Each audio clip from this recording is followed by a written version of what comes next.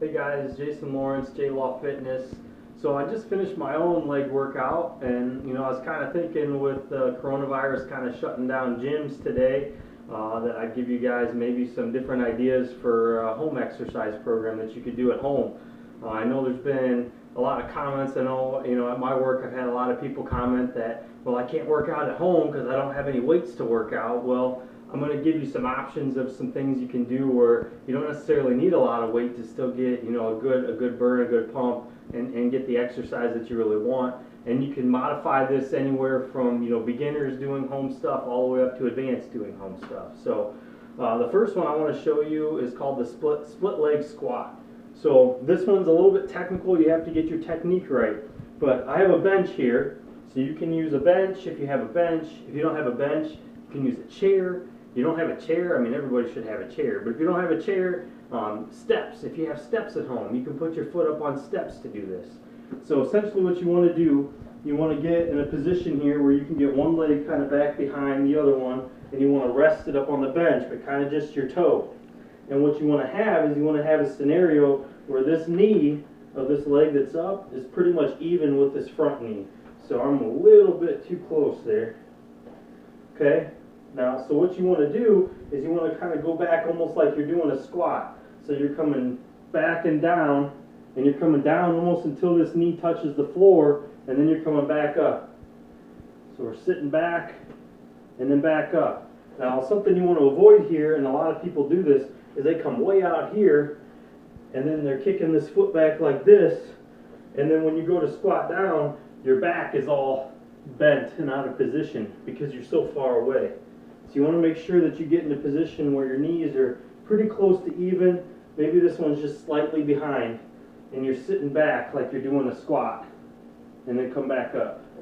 So we're sitting back like we're doing a squat and back up. Okay? So that's a good one to do because you're keeping a lot of the weight on this front leg. Now, what I would recommend doing is kind of what I recommend with a lot of stuff. You want to keep, that muscle under tension as long as you can. So you're going to try doing a 4 count down and then 2 count up as you explode up. So I'll kind of show you that one here real quick too.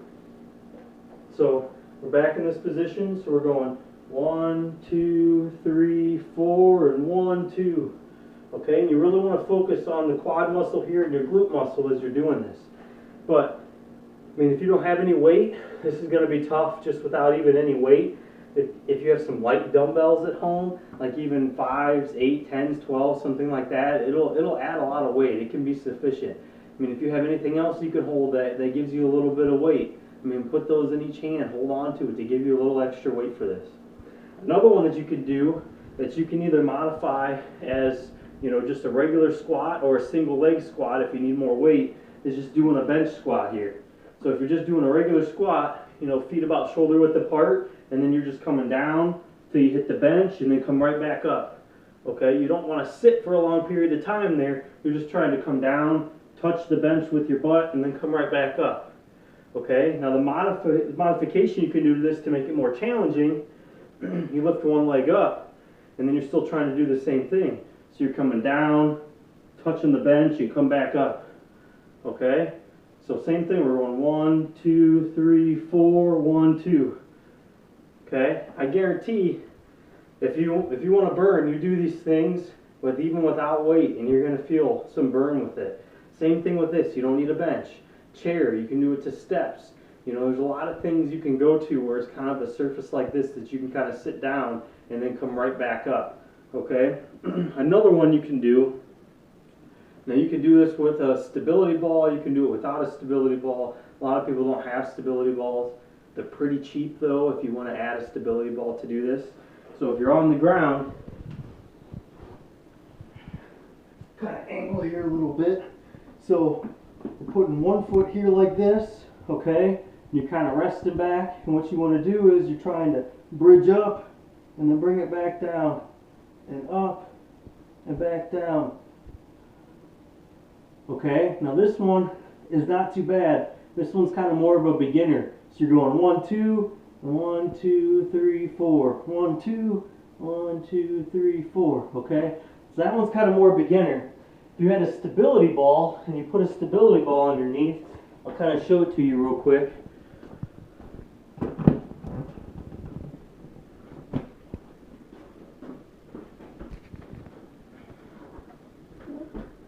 So if I'm up on a stability ball to do this one, it makes it a lot more challenging.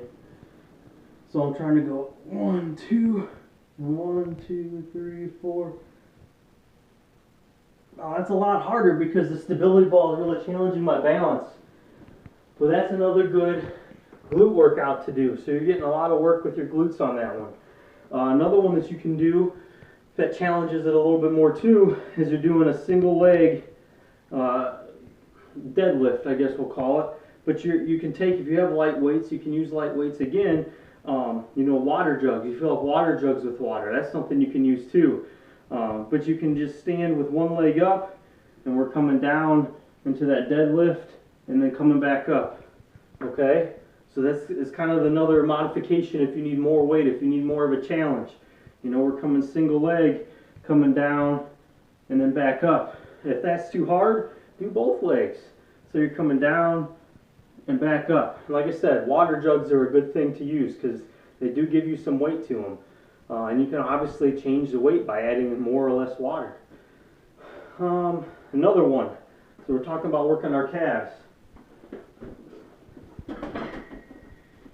So if you have a bench, it makes it a little bit more challenging. If you don't have a bench, even like a piece of wood. Let's see, what else could we use? You know, kind of be creative. Those are the things I'm thinking of right now. Like, I have this piece of wood. You can throw this down on the ground right here. Okay?